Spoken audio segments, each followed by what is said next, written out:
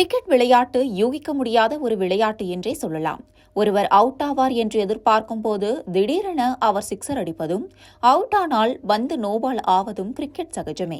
எப்போது என்ன நடக்கும் என்றே தெரியாமல் இருப்பதாலேயே இவ்விளையாட்டு அனைவருக்கும் பிடித்த விளையாட்டாக உள்ளது. இன்றைய கிரிக்கெட்டில் ஒரே பந்தில் 7 ரன்கள் அடித்தது பார்த்திருப்போம். ஏன் ஒரு பந்து கூட வீசாமல் விக்கெட் விழுந்ததை பார்த்திருக்கின்றோம். அந்த வகையில் ஒரே பந்தில் 286 ரன்கள் எடுத்த நிகழ்வு ஒன்று நடைபெற்றுள்ளது. இது எப்படி சாத்தியம்? ஒரு பந்தில் 286 ரன்கள் எப்படி எடுத்திருக்க முடியும் என்ற கேள்வி அனைவரிடமும் இருக்கும். அதற்கான விடையை இந்த பதிவில் காண்போம். 1890ஆம் ஆண்டு மேற்கு ஆஸ்திரேலியாவில் உள்ள பன்பரி என்ற இடத்தில் விக்டோரியன் அணிக்கும் அதன் பக்கத்து ஊரில் உள்ள ஸ்கிராட்ச் அணிக்கும் இடையே ஒரு கிரிக்கெட் போட்டி நடைபெற்றது. அந்த போட்டியில் ஸ்கிராட்ச் அணியின் முதல் பந்தில் ஆஸ்திரேலியா வீரர் பந்தை தூக்கி வானத்தை நோக்கி அடித்தார். அது அந்த மைதானத்தில் இருந்த ஒரு பெரிய ஜார்ரா மரத்தின் மேல் கிளையில் சென்று விழுந்தது.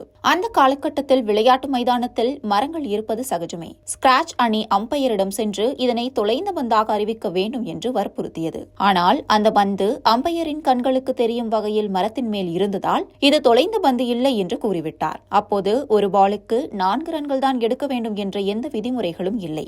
ஆகையால் களத்தில் இருந்த விக்டோரியா அணி வீரர்கள் தொடர்ந்து ஓடி ரன்களை எடுத்துக்கொண்டே இருந்தார்கள். இருவரும் கிட்டத்தட்ட 6 கிலோமீட்டர் அளவு ஓடினார்கள். எதிர் அணி மரத்தில் ஏறி பந்தை எடுக்க முடியாமல் துப்பாக்கியால் சுட்டு கீழே விட வைத்தது. அதனை எடுத்து ஸ்டம்பில் அடிக்கும் முன்னர் விக்டோரியா அணி 286 ரன்களை எடுத்துவிட்டது.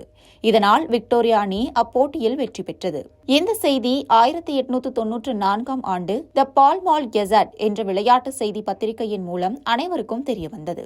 என்னத்தான் கிரிக்கெட்டை இங்கிலாந்து கண்டுபிடித்திருந்தாலும் அப்போதிலிருந்து இப்போது வரை ஆஸ்திரேலியா கிரிக்கெட்டில் பல சாதனைகளை படைத்து வரும் அணியாகவே இருந்து வருகிறது. அந்த வகையில் இதுவும் ஒரு சாதனையாக அமைந்துள்ளது. மேலும் இதுதான் கிரிக்கெட் சரித்திரத்தில் ஒரே பாலில் அதிகம் எடுக்கப்பட்ட ரன்கள் என்று கூறப்படுகிறது. இப்போது இருக்கும் விதிமுறைகளில் இவ்வளவு ரன்கள் எடுப்பது என்பதும் முடியாத காரியமே.